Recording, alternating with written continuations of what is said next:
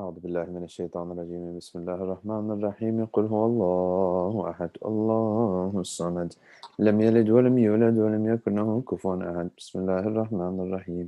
قل هو الله أحد الله الصمد لم يلد ولم يولد ولم يكن له كفوا أحد.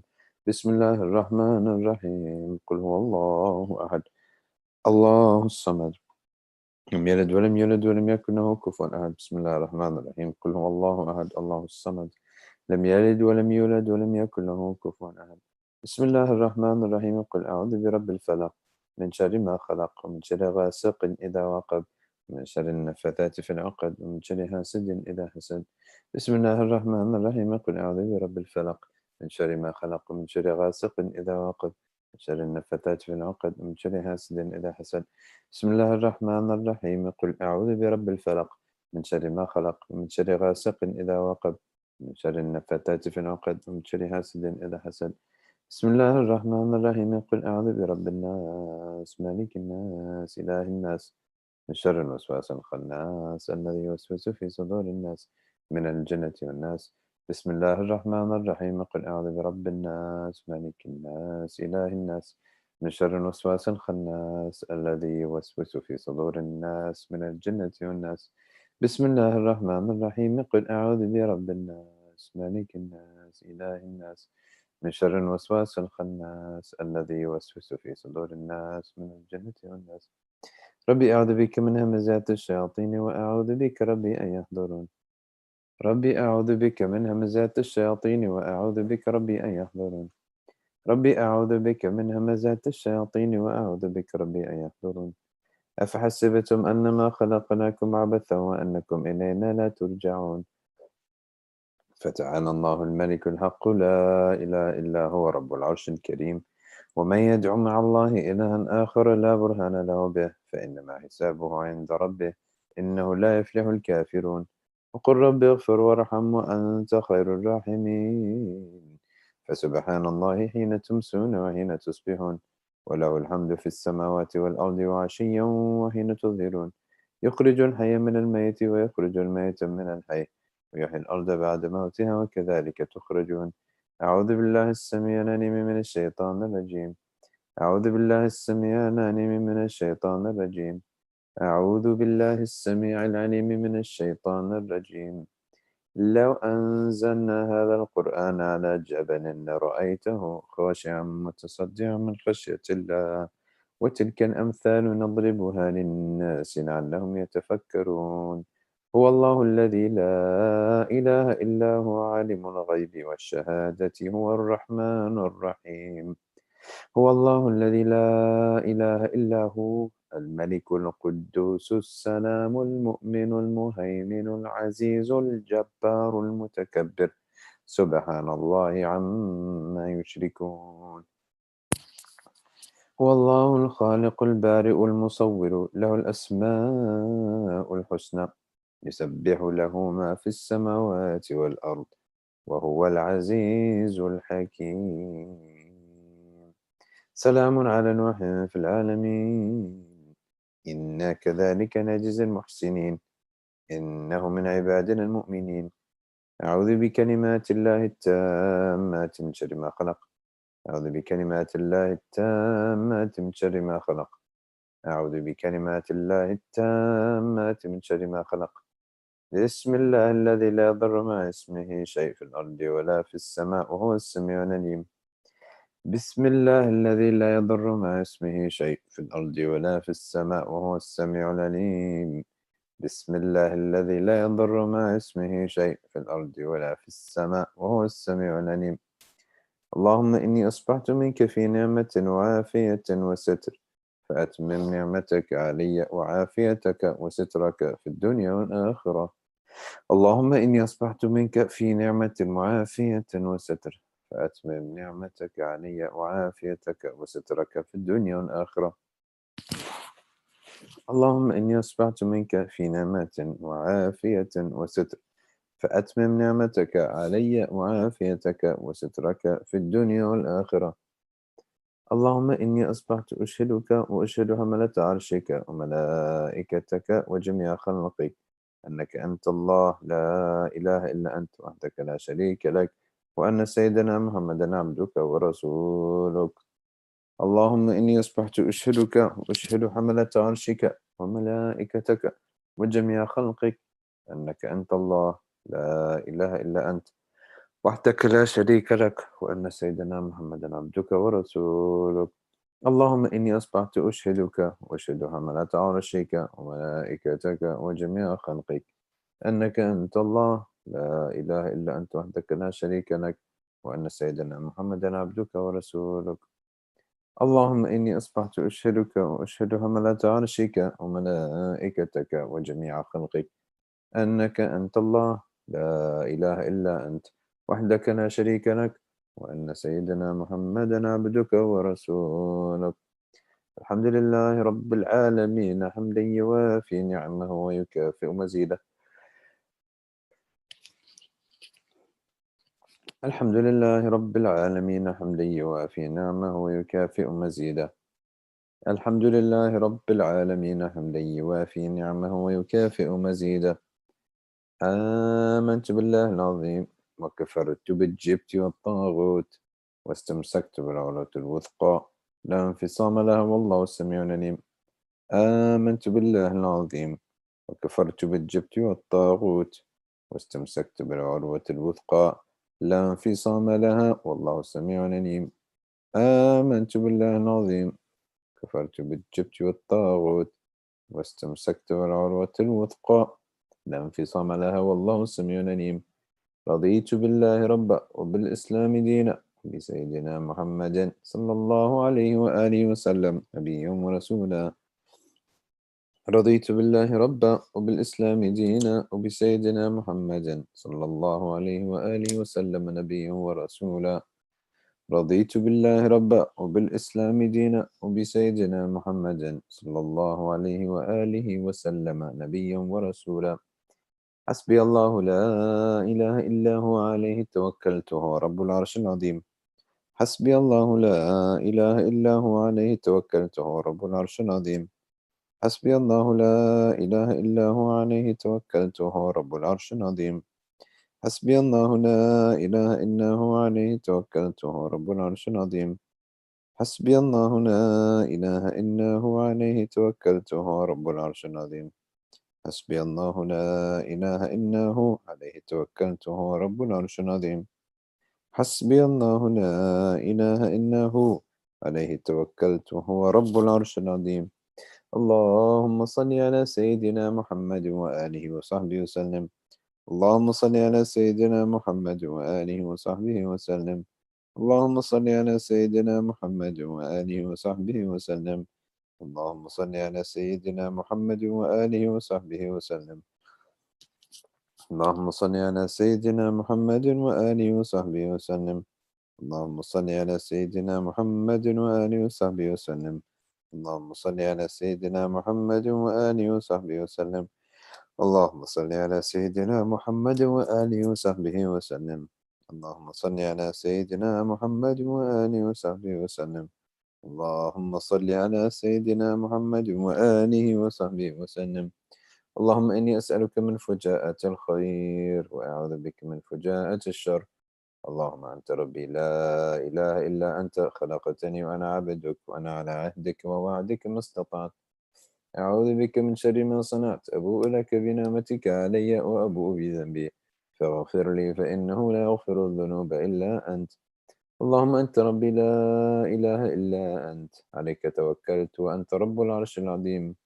ما شاء الله كان ما لم يشأ لم يكن ولا حول ولا قوة إلا بالله العلي العظيم. أعلم أن الله على كل شيء قدير وأن الله قد أحاط بكل شيء علما. اللهم إني أعوذ بك من شر نفسي من شر كل دابة أنت آخذ بناصيتها إن ربي على صراط مستقيم. يا حي يا قيوم برحمتك أستغيث من عذابك أستجير. أصلح لي شأني كله ولا تكلني إلى نفسي ولا إلى أحد من خلقك طرفة عين. اللهم إني أعوذ بك من الهم والحزن وأعوذ بك من العجز والكسل وأعوذ بك من الجبن والبخل وأعوذ بك من غلبة الدين وقهر الرجال اللهم إني أسألك العافية في الدنيا والآخرة. اللهم إني أسألك العفو والعافية والمعافاة الدائمة في ديني ودنياي وأهلي ومالي. اللهم استر عوراتي وآمن روعاتي. اللهم احفظني من بين يدي ومن خلفي وعن يميني وعن شمالي ومن فوقي، وأعوذ بعظمتك أن أغتال من تحتي. اللهم أنت خلقتني وأنت تهديني، وأنت تطعمني وأنت تسقيني، وأنت تميتني وأنت تحييني، وأنت على كل شيء قدير. أصبحنا على فطرة الإسلام وعلى كلمة الإخلاص وعلى دين نبينا محمد صلى الله عليه وآله وسلم، وعلى ملة أبينا إبراهيم حنيفا مسلما وما كان من المشركين. اللهم بك أصبحنا، بك أمسينا، وبك نحيا، وبك نموت، وعليك نتوكل، وإليك النشور. أصبحنا وأصبح الملك لله والحمد لله رب العالمين. اللهم إني أسألك خير هذا اليوم، فتحه ونصره ونوره وبركته وهداه. اللهم إني أسألك خير هذا اليوم وخير ما فيه وخير ما قبله وخير ما بعده، وأعوذ بك من شر هذا اليوم وشر ما فيه وشر ما قبله وشر ما بعده. اللهم ما أصبح بي من نعمة أو بأحد من خلقك فمنك وحدك لا شريك لك، فلك الحمد ولك الشكر على ذلك. سبحان الله وبحمده عدد خلقه ورضا نفسه وزنة عرشه ومداد كلماته. سبحان الله وبحمده عدد خلقه ورضا نفسه وزنة عرشه ومداد كلماته. سبحان الله وبحمده عدد خلقه ورضا نفسه وزنة عرشه ومداد كلماته. سبحان الله العظيم وبحمده عدد خلقه ورضا نفسه وزنة عرشه ومداد كلماته.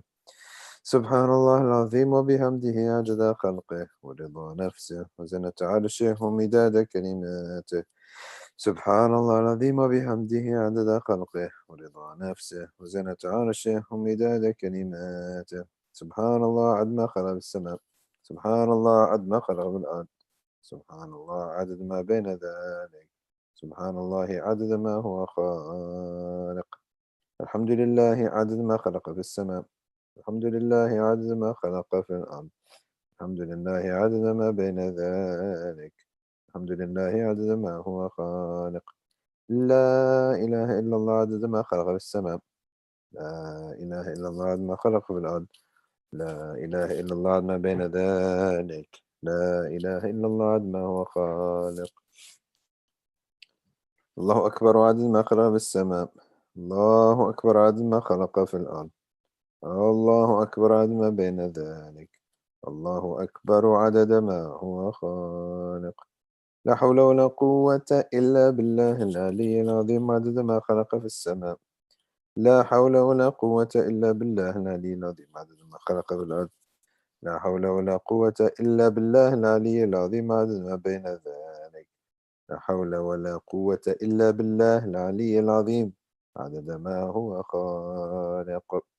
لا إله إلا الله وحده لا شريك له، له الملك وله الحمد يحيي ويميت وهو على كل شيء قدير عدد كل ذرة ألف مرة. لا إله إلا الله وحده لا شريك له، له الملك وله الحمد يحيي ويميت وهو على كل شيء قدير عدد كل ذرة ألف مرة.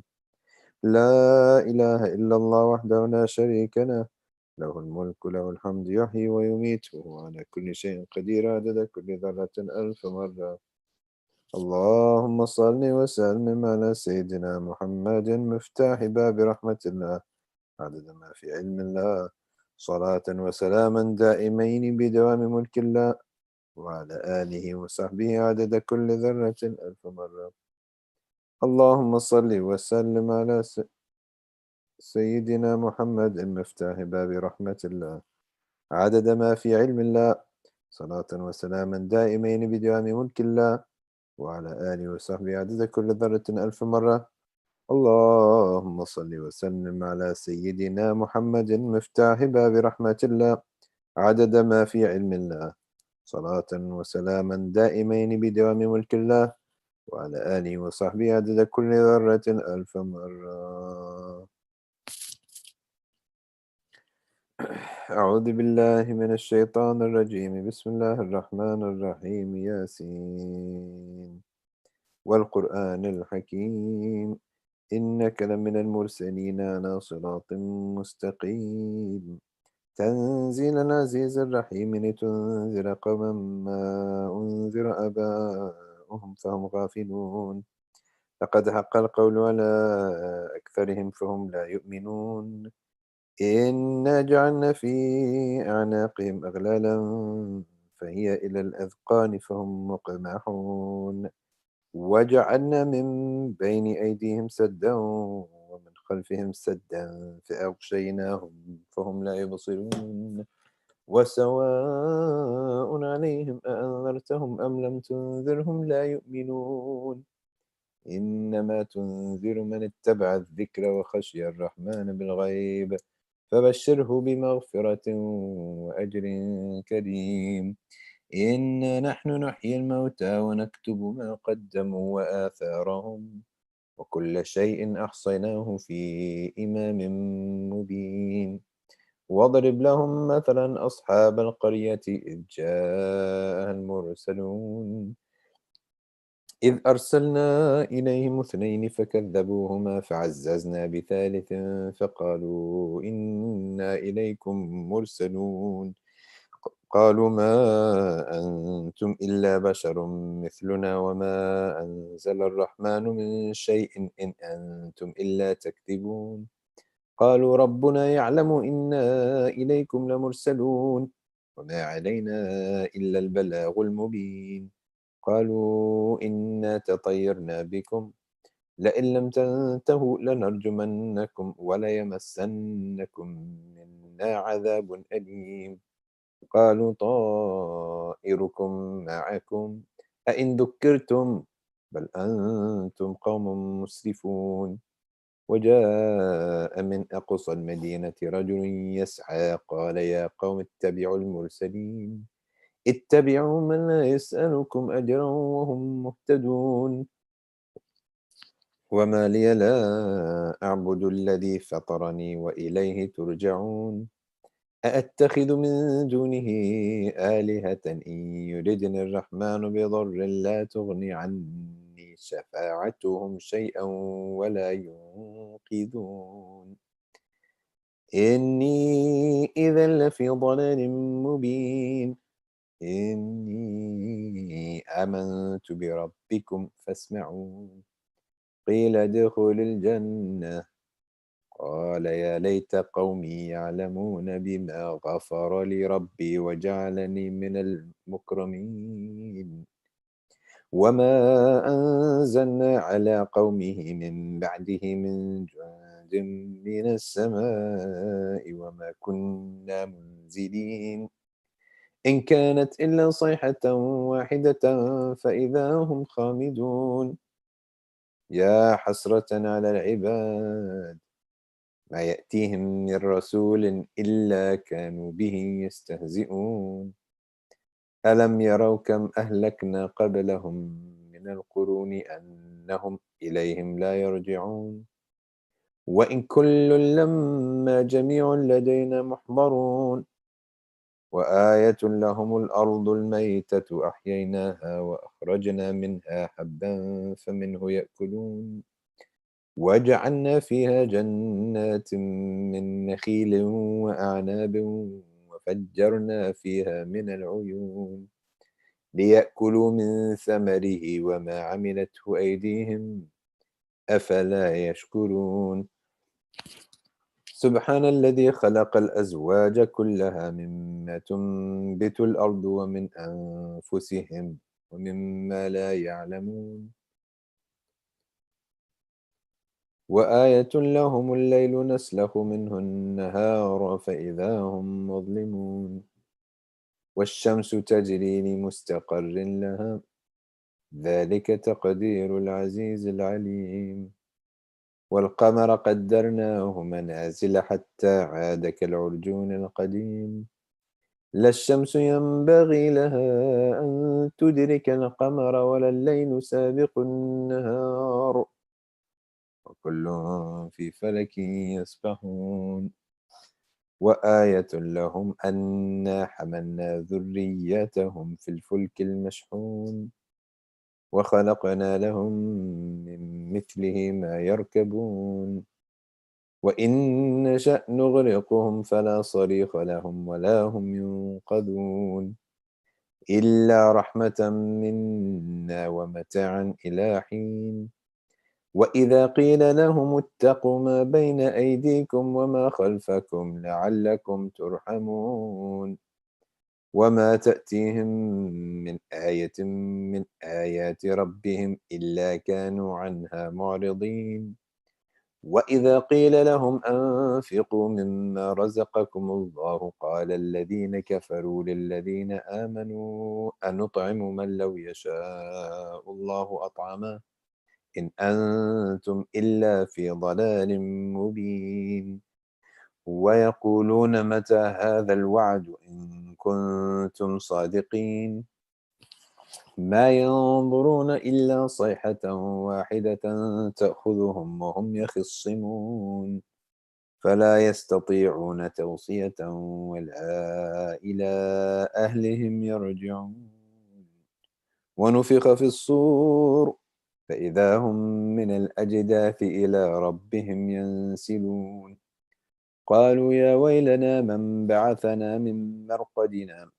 هذا ما وعد الرحمن وصدق المرسلون إن كانت إلا صيحة واحدة فإذا هم جميع لدينا محضرون فاليوم لا تظلم نفس شيئا ولا تجزون إلا ما كنتم تعملون إن أصحاب الجنة اليوم في شغل فاكهون هم وأزواجهم في ظلال على الأرائك متكئون لهم فيها فاكهة ولهم ما يدعون سلام قولا من رب رحيم وامتازوا اليوم أيها المجرمون ألم أعهد إليكم يا بني آدم ألا تعبدوا الشيطان إنه لكم عدو مبين وأن اعبدوني هذا صراط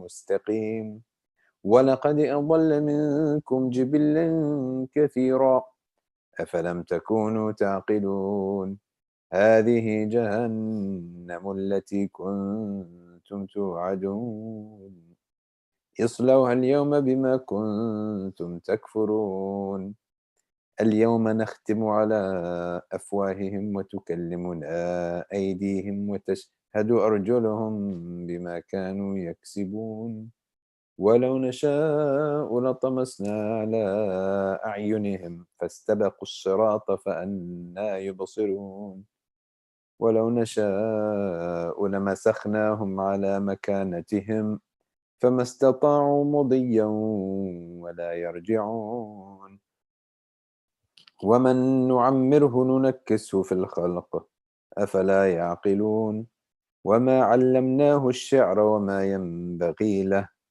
إن هو إلا ذكر وقرآن مبين لينذر من كان حيا ويحق القول على الكافرين أولم يروا أنا خلقنا لهم مما عملت أيدينا أنعاما فهم لها مالكون وذللناها لهم فمنها ركوبهم ومنها يأكلون ولهم فيها منافع ومشارب أفلا يشكرون واتخذوا من دون الله آلهة لعلهم ينصرون لا يستطيعون نصرهم وهم لهم جند محضرون ولا يحزنك قولهم إنا نعلم ما يسرون وما يعلنون أولم يرى الإنسان أنا خلقناه من نطفة فإذا هو خصيم مبين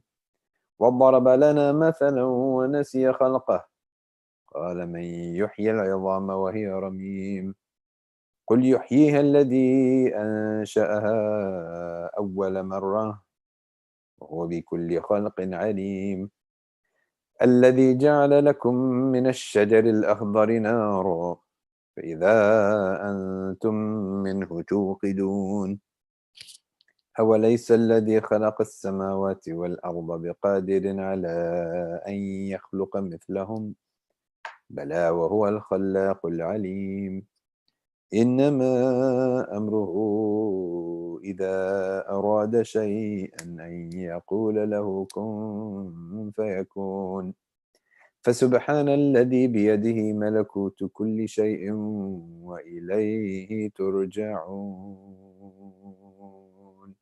آمنت بالله صدق الله مولانا العظيم اللهم إنا نستحفظك ونستودعك أدياننا وأبداننا وأنفسنا وأهلنا وأولادنا وأموالنا وكل شيء أعطيتنا اللهم اجعلنا وإياهم في كنفك وأمانك وعياذك من كل شيطان مريد وجبار عنيد وذي بغي وذي حسد من شر كل ذي شر إنك على كل شيء قدير اللهم جملنا بالعافية والسلامة وحققنا بالتقوى والاستقامة وأعذنا من موجبات الندامة إنك سميع الدعاء اللهم اغفر لنا ولوالدينا وأولادنا ومشايخنا وإخواننا في الدين وأصحابنا ولمن أحبنا فيك ولمن أحسن إلينا والمؤمنين والمؤمنات والمسلمين والمسلمات يا رب العالمين وصل اللهم على عبدك ورسولك سيدنا ومولانا محمد وعلى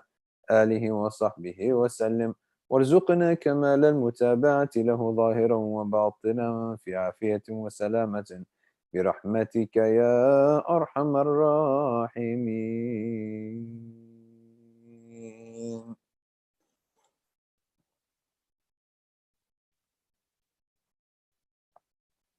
الحمد لله الحمد لله والصلاة والسلام على رسول الله وعلى آله وصحبه ومن والاه. First of all, announcement that since Fajr is now considerably earlier than 5 o'clock, we'll begin our Adhkar at 4:45, and I hope that I think that some people didn't get the message, but I apologize that some of people didn't get the message in time because we are moving forward instead of moving back. So you might have not gotten the message. So unfortunately for that. But going forward, it will be 4:45. And next time around, I'll try to have them announce it in the WhatsApp group and also at nighttime. Last night we did 11:30 to 12:30. What we usually do at the masjid at MBIC is usually Friday nights and Saturday nights after Taraweeh. Qari Zahid does the salam. He does a nice nats and salam. People leave.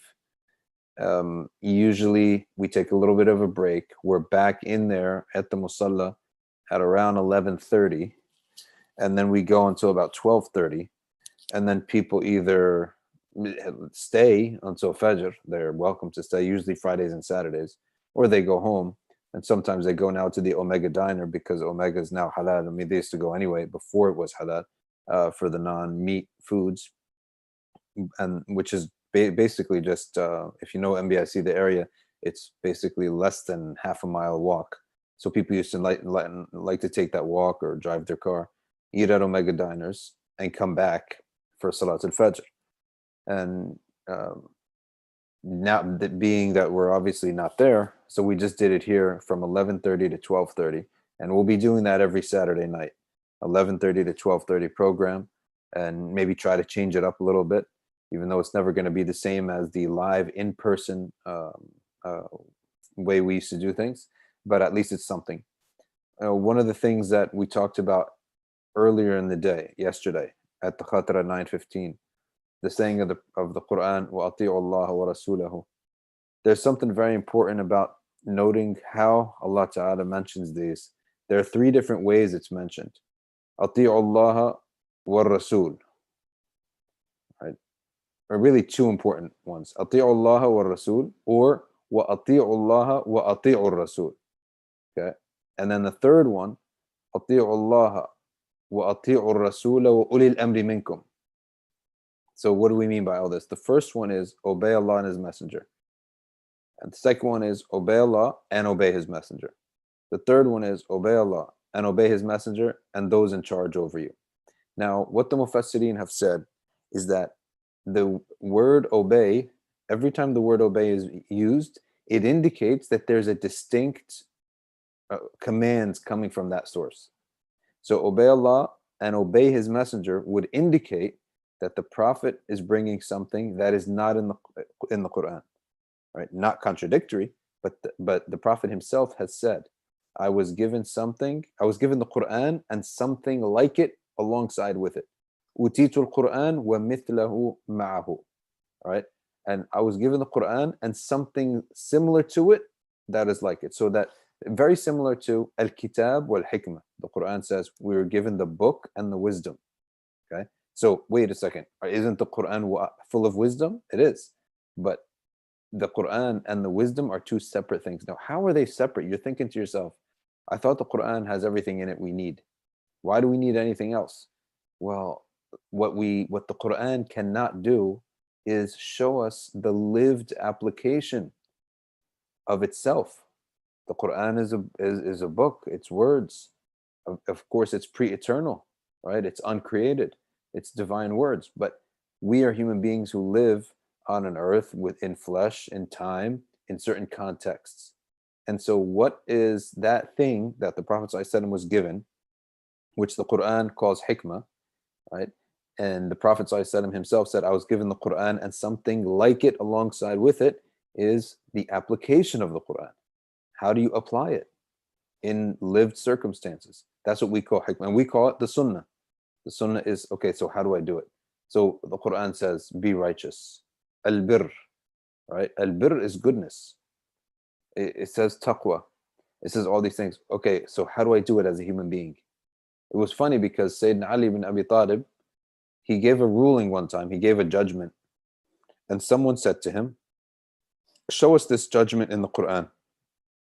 We judge by the Quran, right? So show us the judgment in the Quran. He said, Sayyidina Ali explained to them, he's using analogy. They said, no, we only want the Quran to judge.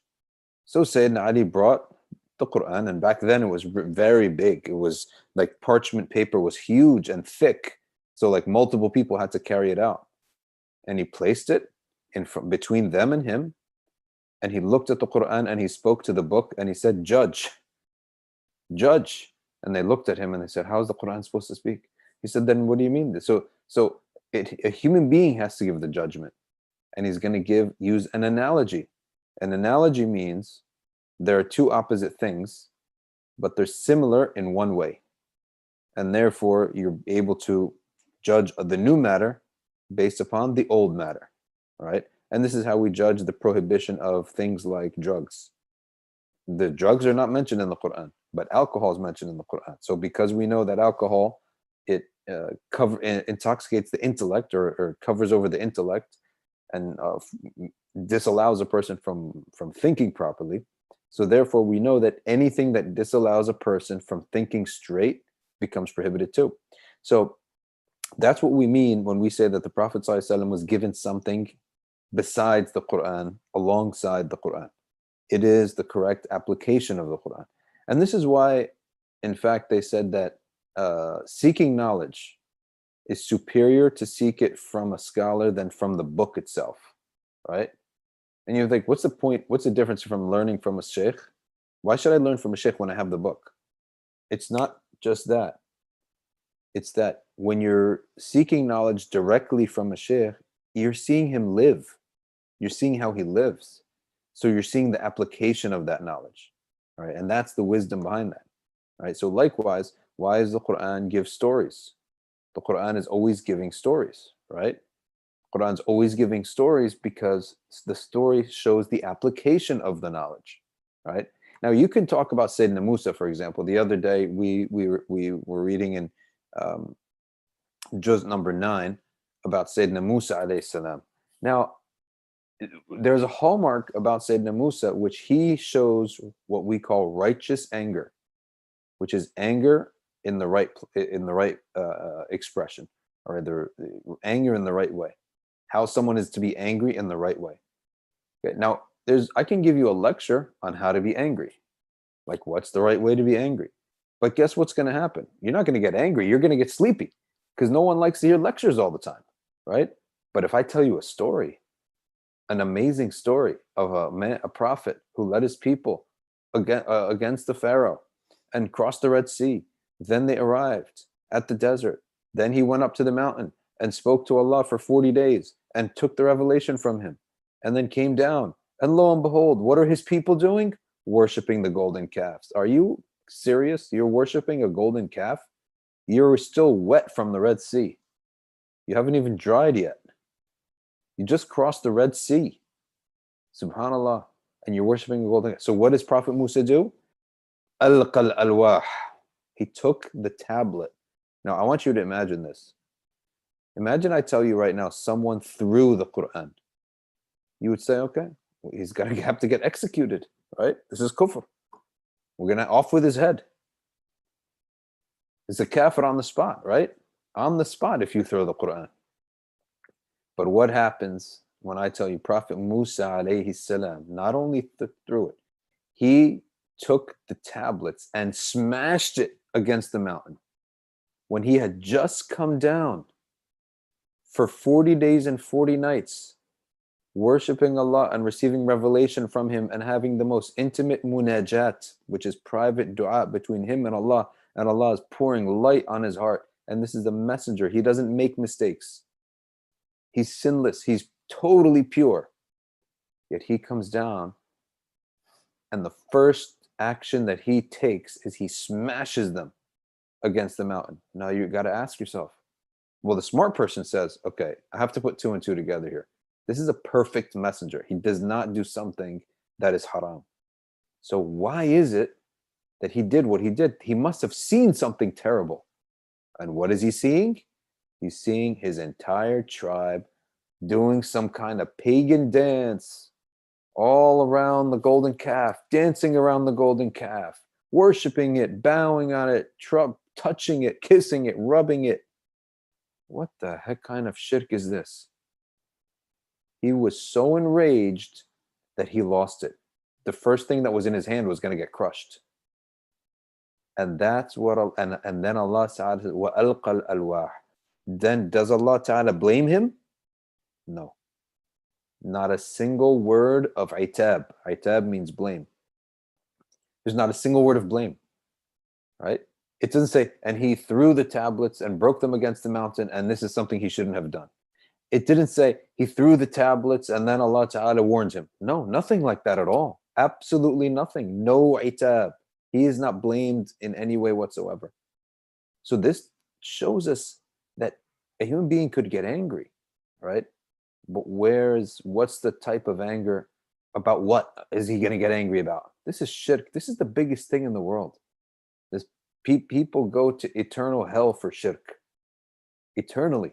This is the biggest matter, right? And so that's an example of anger in practice. So Allah tells us a story because a story is far better than a lecture. Okay? A story can be told to a scholar, an intellectual, and the intellectual will say, wow, this means this means that, and he can put a lecture into place and write a whole book. Okay? And you look at the tafsir, and they take a story and they write you a whole chapter. Okay? And you could tell a story to a child and they'll love it because they can visualize in their head, okay, I can imagine Prophet Musa alayhi salam 40 days. And in that mountain, we have a description, by the way. We have a description that a fog would descend onto the top of the mountain so nobody would see.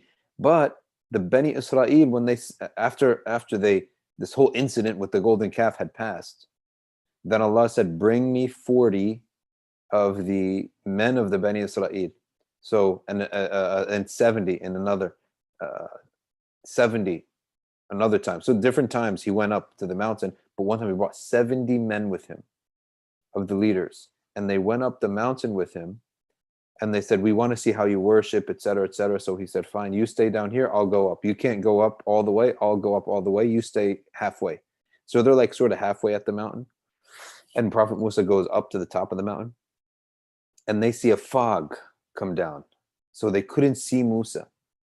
But in the fog, they would see light coming, almost like lightning happening, and that was how Musa alayhi salam was receiving speech from Allah. Okay, they were receiving the speech from Allah Ta'ala.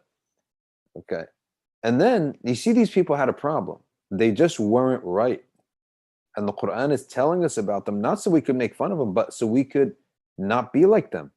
These men from Bani Israel, there was something not right about them. Okay, at first they worshipped the golden calf. You just got out of that alive by the skin of your teeth. Now you're coming to see to watch how Musa worships and maybe learn something. That's really the point. Maybe you can change on the inside in your heart. So they said, "Oh, we'd love to see how you worship." And so they start seeing the fog descend upon Musa alayhi salam, upon that whole area of the mountain, and they would see lights. Then they said, "Oh Musa, this is not enough. We will not believe until we see Allah Himself." This is unreal. After all this, you're still not believing. What is wrong with you? What's wrong with you? After all this, and you still won't believe. Subhanallah. We won't believe. What they mean is, they were sort of like saying, it's not good enough. All this was not good enough. Well, hold on a second. You actually just got freed from slavery. And not only that, how? The Red Sea opened up and made 2 mountains of water so that you can pass. So the Red Sea is like respecting you, like almost opening up for you and then crashing it on your enemy. And then you worship the golden calf. Then Allah forgave you. Now you're going to the mountain and you see the fog descending and the lights flickering for Musa alayhi salam. And you see the light in his face when he comes down and you tell him, we have to see Allah directly. So Allah subhanahu wa ta'ala, He was very tolerant with these people. Maybe these men, these people had gone through such vicious enslavement by Fir'aun that whatever alteration of straight thinking that occurred to them, He became tolerant of it. And Allah was very patient with them. He was tolerant of it. And so they were told, wait here at the mountain. Okay. And then as soon as a thunderbolt came down, they all died. They all died. And Musa alayhi salam went and looked, saw them all dead. And he said, oh Allah, if you just, why don't you just kill me too? I have to go down to Bani Israel and tell them that 70 of their chiefs are all dead as well? Subhanallah. This is going to be a calamity. They're all going to leave belief after this. If I go down and tell them 70 of their chiefs have been killed. Okay. And so Allah Ta'ala resurrected all of them again. Right? Allah subhanahu wa ta'ala, Prophet Musa's wording was, In shi'ta ahlaktahum min qabl wa iyay. Oh Allah, if you wished, you could have killed them all earlier, and killed me too. So that I don't have to deal with these people who are going to go crazy if they find out 70 of their men were just killed. Okay? And so that was sort of almost like a warning to start being grateful for what Allah has given you. And stop keep asking. Be grateful for what Allah is giving you. And so Allah resurrected them again. All right. But the point being is that we learn from the Musa alayhi salam, we learn what is the right way to be angry. Okay. About what? Okay. Should a person be angry? So that's the importance of knowing that the Prophet ﷺ brings something different from the Quran. He brings the correct application of it so that we could see it with our own 2 eyes. And this is why Sayyidah Aisha says he was the Quran walking, which means he is the correct application. He is the application of the Quran. Okay.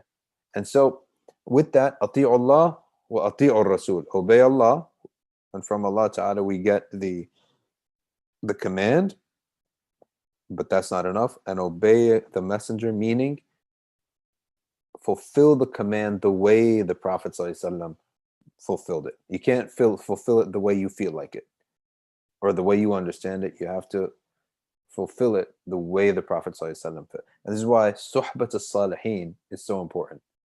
The suhbah, keeping the company of the righteous, is so critical, because it's not just the theory, okay? It's not just the theory. It's not just the hukum. It's how you apply it properly. All right, and that's the value and the importance of the sunnah of the Prophet ﷺ, the seerah of the Prophet ﷺ, and the stories of all the anbiya as well. All right, we'll stop there, and let's see if anyone has any comments or questions. Okay, just a reminder for anyone who's coming late is that the Fajr Adhkar are now going to be at 4:45. Okay, first question says, A Aziz or AAZ, what is nafs, and why is what Quran says kullu nafsin dha'iqatul maut? Why isn't another word like kullu insan or so? Okay, good question.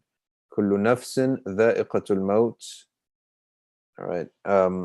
Firstly, a nafs is the person. The nafs is us. That's what what our self is. Right? And sometimes the nafs and the ruh, they both reside in the heart, and they're so subtle and unseen, and we don't see them. We don't really have anything except a abstract concept of it. We know that the nafs pulls us to everything down and lowly.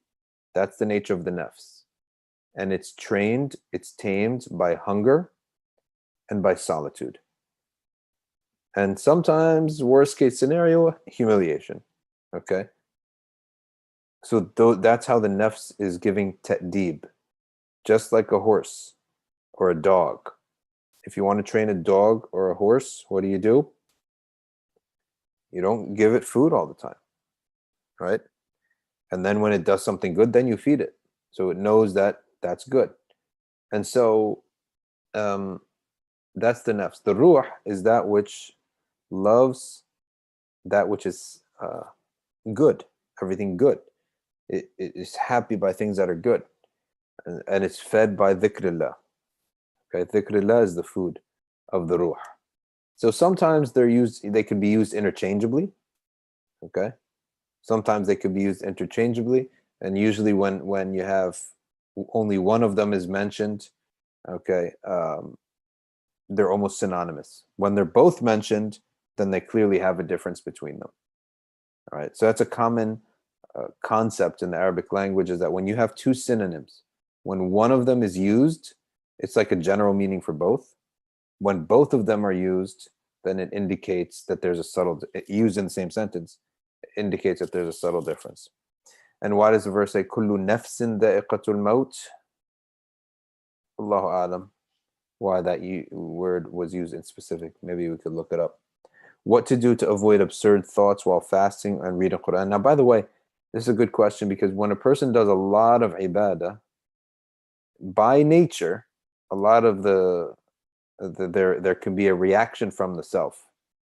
The nafs can have a reaction, and you might find yourself thinking really bad thoughts. You ignore them. That's all you do. Just ignore them. Is it true that Allah subhanahu wa ta'ala on Day of Judgment will recite Surat al-Rahman? If yes, then why is this surah in specific? This is narrated that it will happen in paradise, and the opening ceremony, you can say, of Jannah, and that Allah recites Ar-Rahman, and we do not know why that surah in particular, but it may be because that is his attribute, his key attribute. What is the first attribute of Allah? Bismillah Ar-Rahman Ar-Rahim. Wallahu ta'ala alam. What do you think of CBD oils and its applications? Very simply, we say that if a leaf or drug like that it's a plant. If it's not in an intoxicating form and the intoxicating element is removed from it, okay, I'm not an expert in these things, but as a fiqhi matter, if the intoxicating element is removed from a dry plant, then the consumption of it is halal. Okay.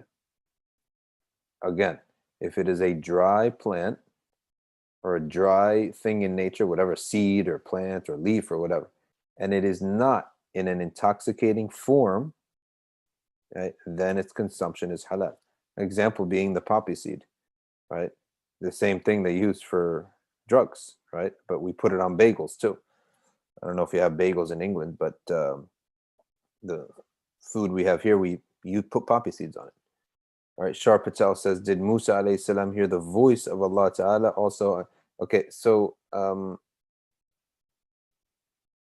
the Allah of what is a voice? First of all, let's use just look at how we interact with these things. What is a voice? A voice is the sound that results from the friction of two created things, which is oxygen and your vocal cords, right? So the word voice means the sound that emanates from two created things. And Allah subhanahu wa ta'ala therefore does not have anything like this, right? So he's not created, he's not physical. And therefore, what we do say though is when Sayyidina Musa alayhi salam would receive the words of Allah subhanahu wa ta'ala, that according to one narration, he would hear as if a chain was being pulled from a rock, against a rock, a big chain being pulled over a rock. So that's the sound that he would hear. That does not mean that that's the sound of Allah's voice. Okay, so I know the person put it in quotes, knowing that it's not the case anyway, but I'm just clarifying for others. So that's the answer to that. Also, can I change my imam? Growing up, I followed what my parents told me, but now following a certain scholar, am I following a different imam? Is it okay? It's not sinful as long as it doesn't become a thing of play, that in 2020 you following so-and-so, then so-and-so comes along, he has a bigger beard, you follow that person, then that person you realize he's too strict, then you follow another person in 2030, and then in 2040, you do it. So as long as a person's not doing that, then it's not a problem that a person takes benefit from a different scholar and then follows that scholar. But every scholar, if it's about fiqh, they have to be giving fatwa by what is the dominant opinion. We call it the dominant opinion of any of the four schools of thought, because that's what has certainty behind it. It has tens of thousands, maybe hundreds of thousands, maybe millions of scholars having seen those opinions and approved them, and that will be acceptable in the sight of Allah subhanahu wa ta'ala. Next question says, and do I have to know all the masail fatawa before changing the madhab? No, you don't have to. You do not have to. As long as it's one of the well-known madhahib in Islam and the ummah, like the Hanafi, Maliki, Shafi, and Hanbali madhabs, then you're good to go. Zaim Chowdhury, assalamu alaikum. Once you said that the Prophet sallallahu alaihi wasallam discouraged us to use shifa, which includes using fire. Is that right? No, the answer is to that the Prophet ﷺ did not like, the clarification is the Prophet ﷺ did not like us to use cauterization, which is the use of fire as a medicine. Okay, so that's what the Prophet ﷺ said, not to use fire as medicine. He did not like fire being used, or a burning metal being used for Muslims. Because it has symbolism with the hellfire. Next question is, what's the difference between a mu'min and a Muslim? A Muslim is the outward law. So anyone who says La ilaha illallah Muhammad Rasulullah, we treat him as a Muslim. That means the certain laws apply to him, such as burial, marriage. He's allowed to enter Mecca and Medina, and other things like that. We can now eat his slaughtered meats. So the outward law of the Sharia applies to this person. However, a mu'min, that is in the heart, and every mu'min will be a Muslim, but not every Muslim will be a mu'min. Mu'min can be a Muslim, he can be munafiq, he can be a hypocrite, right? So iman is a more specific word, right, that has its own signs. What is the sign that someone's a Muslim? One sign. He says La ilaha illallah Muhammad Rasulullah. What's the sign that someone's a mu'min? Well, many. He loves to remember Allah. He loves to go to the masajid. These are all signs in the hadith, in the Quran and hadith.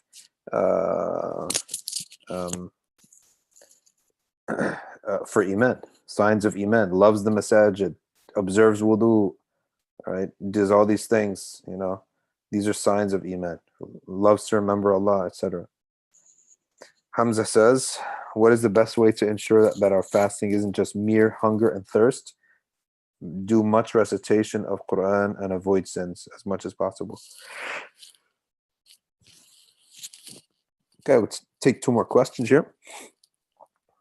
Is it true that the ulama and students of Hadramaut incorporate lots of coffee in their ibadah? How much coffee do you have a day?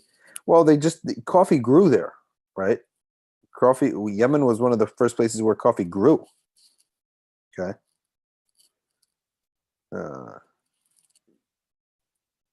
So they naturally had it, and they drank it because they had it there, right? And then it became part of it. It's like part of their culture. There's no doubt that it's part of their culture. And Imam al-Haddad, he in his routine, he used to wake up very earlier before Fajr, and the first thing he'd do is make his cup of coffee, right? And then he'd pray tahajjud. And their coffee was different. It had a completely different taste than what we know, right? And they didn't even put milk in it. It was completely different, like a different flavor completely. So Imam al-Haddad used to have it right away for tahajjud, and that would help him stay up. Okay. And I think that, I haven't looked into it, but I do want to look and make sure that, there aren't too many adverse side effects to coffee, because if you don't want to be dependent, but I've said it before, even if I am, it's a little bit of an indulgence. There's a zillion things that are haram. We're all avoiding them. So, I mean, if a Muslim's going to have an indulgence, then this one, at least, I haven't seen that there are any adverse side effects, right? And the Muslims forever have been drinking coffee, and it's one of the few things that's halal that makes you feel good, right? I mean, most other things that make you feel good, they have bad side effects, so they're haram. So personally speaking, I only would let myself have one a day, and then every few days, skip it, so that you don't have to grow on a dependency, but not more than one a day. Some people have 2 cups a day, but I'm like, wow, that's a bit too much, because maybe you might start getting a dependency, right? But I mean, there's no rules for these things. Everyone has got their own personal preferences. All right, last question here. What can we take away from the fact that Allah seems to have took back, quote unquote, his decision of killing the 70 Bani Israel leaders, had this happened in another time? Well, we would say that maybe from the outsider perspective, it would have appeared that he took it back, but Allah subhanahu wa ta'ala's will is pre-eternal, and it doesn't change.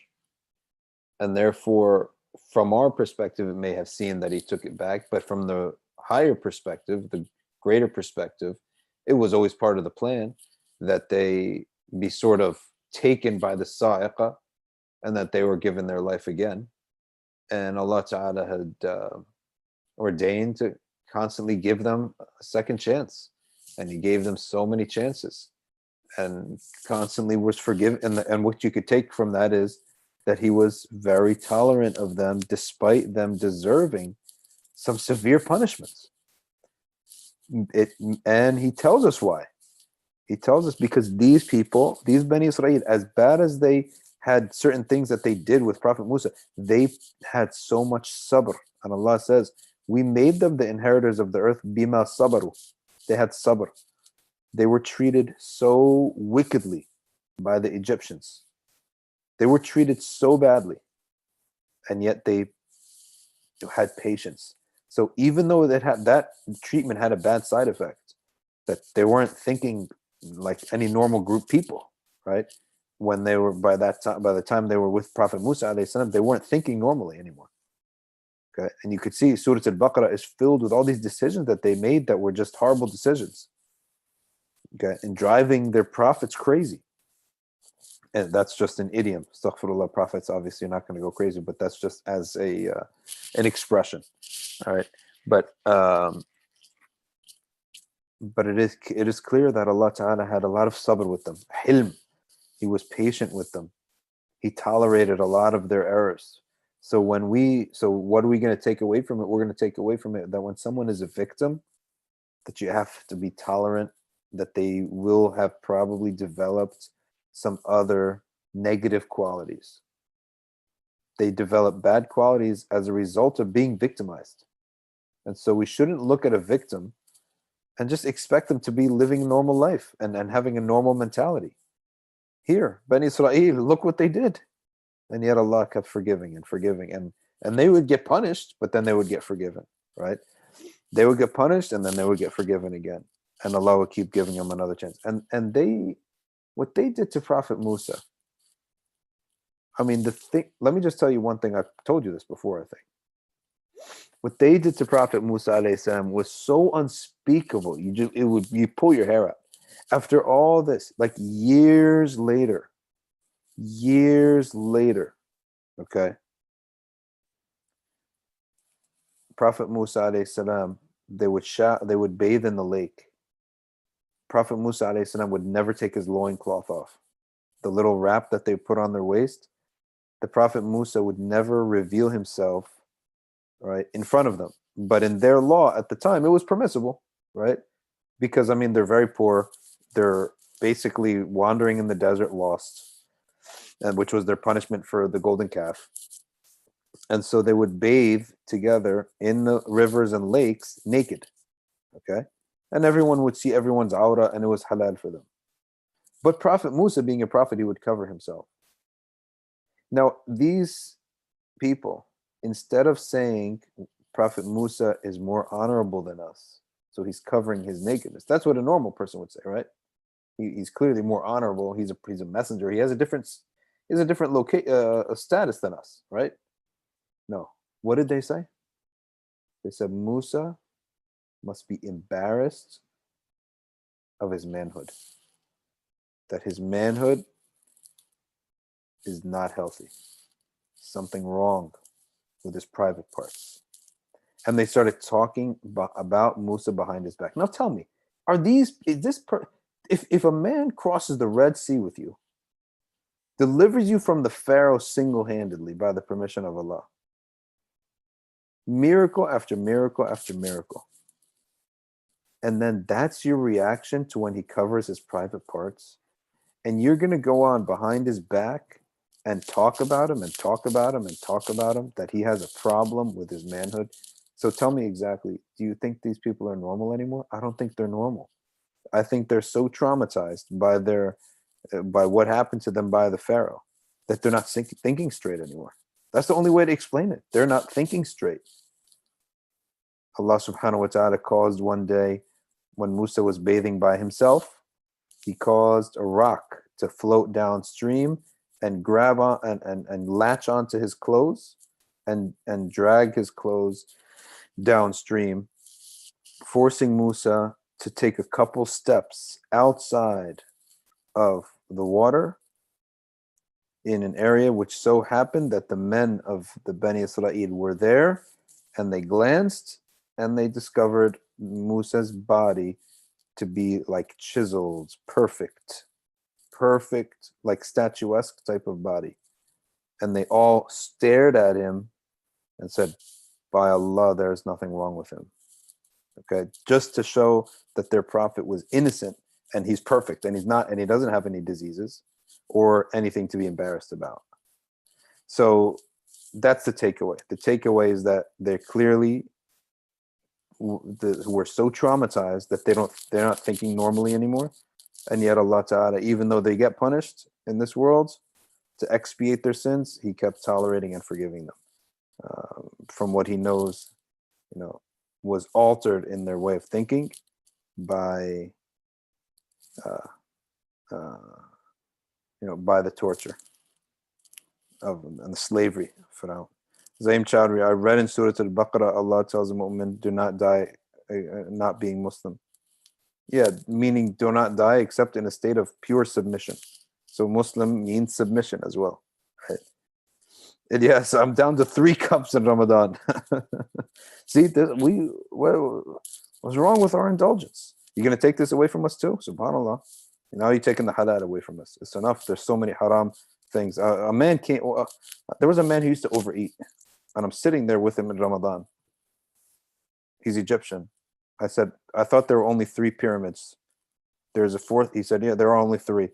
Right? I said, no, there's a 4th one that's on your plate. That's how much food he had. right? A pyramid of food. And he laughed and he said, yeah, my wife says to me, why do you love eating so much? He said, well, I love a lot of things, but eating is the only one that's halal. Okay? He stopped asking him about it anymore. All right, everyone. Jazakumullah khairan. See you again tonight at 7 o'clock. Subhanakallahumma wa bihamdik. Ashhadu an la ilaha illa anta. نستغفرك ونتوب إليك والعصر إن الإنسان لفي خسر إلا الذين آمنوا وعملوا الصالحات وتواصوا بالحق وتواصوا بالصبر والسلام عليكم.